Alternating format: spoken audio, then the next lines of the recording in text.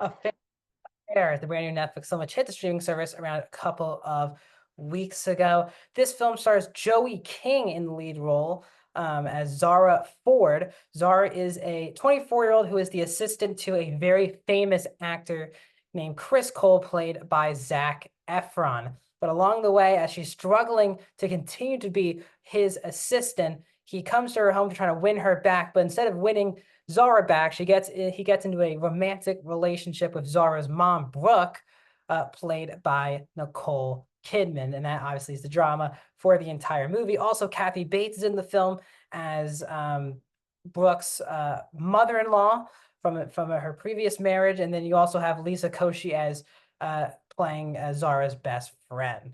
The movie's an hour and 51 minutes, and it's PG-13. Welcome back to a brand new review here on Max Talks Movies. My name is Max Dinenberg. If you're new to the channel, please subscribe and ring that bell for notifications. I talk all things movies, TV, box office. I also do franchise rankings and out of theater reactions. So please subscribe, ring the bell if you're new to the channel. Comment down below. I know I am a couple weeks late to this one because it's not over a month old. I'm getting a chance to review this on the channel. So what are your thoughts? Did you like it? Did you not like it? Have you even seen this yet? Let me know in the comment section. And also please like the video. Thank you so much for doing that. It really helps the algorithm on YouTube to get more people to check out my videos. So we're near 3 weeks since this movie released. I did miss it when it came out. So I am catching up on some of these movies that I've missed earlier in the year, and this is obviously one. And as I said, if I miss a streaming movie, if it's over a month old, I don't tend to review it on the channel, but if it's under a month old, that's still newness enough to the movie to garner a review. So I was not excited for this movie, did not hear great things from people. And overall, this movie is just not for me. The romantic comedy genre either really works for me or usually really doesn't. There's not a lot of rom-coms that fit in that average mediocre thing for me due to the performances, situations, the realism of it. Some really worked and some didn't. Now, this movie does have a lot of similarities with earlier this year's The Idea of You, where it's the same thing, where it's a famous actor, famous person dating an older woman.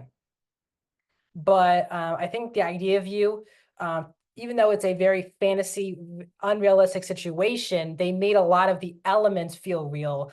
This movie falls into one of those bad rom-com tiers, in my opinion. Now, I was coming in excited. Only reason why I was excited a little bit was I love Zac Efron. Nicole Kidman's one of the great actors we have still living today. So is Kathy Bates, of course, but Joey King's never been an actress that I've been too excited to watch her stuff. I'm not a big fan of the Kissing Booth movies. But overall, I think the best part of the movie is the ensemble. These actors are very good, giving very solid performances. I think this movie would have been in my bottom 5 of the year if they didn't have these actors playing these characters. It's always fun to see Zac Efron. I do wish he's playing a very similar role to a lot of his other films, which is a handsome, stupid, famous person. Like he's kind of played this before. I was actually surprised to say Joey King for me is the best part of the movie because she has the only realistic situation going on, the way that she's handling things. That she's wasted 2 years of her life being this guy's assistant. He's not a great person at all in the first half of the movie. And all of a sudden now she doesn't know when her life's starting. And then now her boss is dating her mom.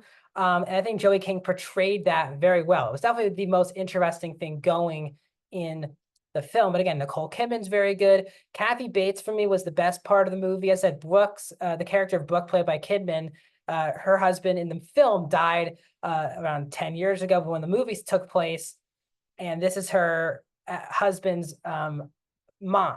And they have a really great relationship. And Brooke and Layla, who's played by Bates, have the best scene of the whole movie, a very heartwarming scene about when to take a risk, to stop thinking about the end of relationships. I really enjoyed that scene a lot. And I think it added to the movie a lot. I think it absolutely did.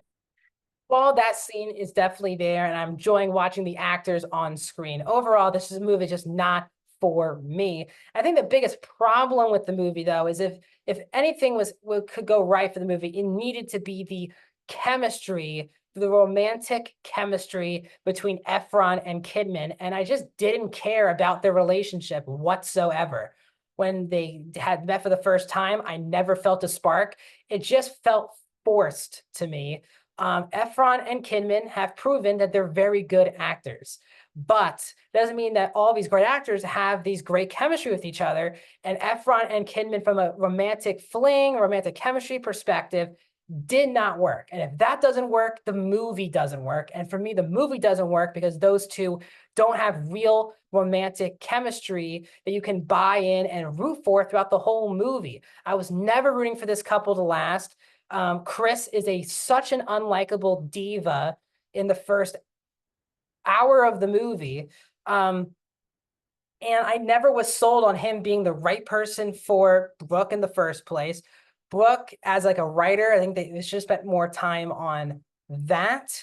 And I just didn't buy Chris and Brooke as like a real couple. It didn't work for me. Again, as I said, if that part doesn't work, the whole movie shouldn't really work. And that's why I'm not a big fan of this movie. Lisa Koshy's a very funny actress. They kind of just wasted her to be a friend of Joey King's character who just listens to all of Joey King's problems. They have one conflict in the movie and it gets resolved in 5 minutes of screen time. It was ridiculous. They had an actual realistic fight that made absolute total sense. Like, wow, finally a realistic conflict in this movie.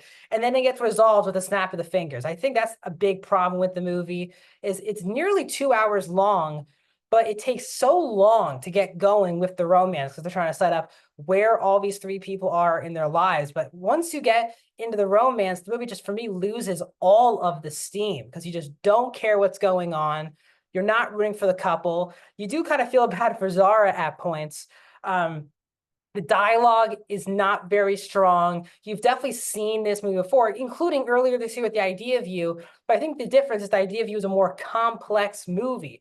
Both are very much unrealistic situations, but one dealt with it and tried to add some relatable things to it on how someone like you would react being in the situation. This movie, you just can't find relatability to anyone. These are the most privileged people living in the most lush houses in Los Angeles. There's no one you're gravitating to on a relatable level.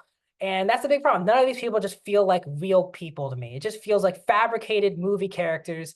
And I don't like feeling that in a rom-com. Rom-coms, for me, the best rom-coms are when you can kind of relate or see any kind of realistic elements in rom-coms. Most of the situations are not realistic, but the surrounding things are. And this movie was much more in fantasy for me as it pertains to my rom-com. So overall, I'm going to give A Family Affair a 1 out of 5 stars. I just did not like this movie. 30% for the new movie. What are your thoughts on A Family Affair? Let me know in the comment section down below, and I'll see you guys.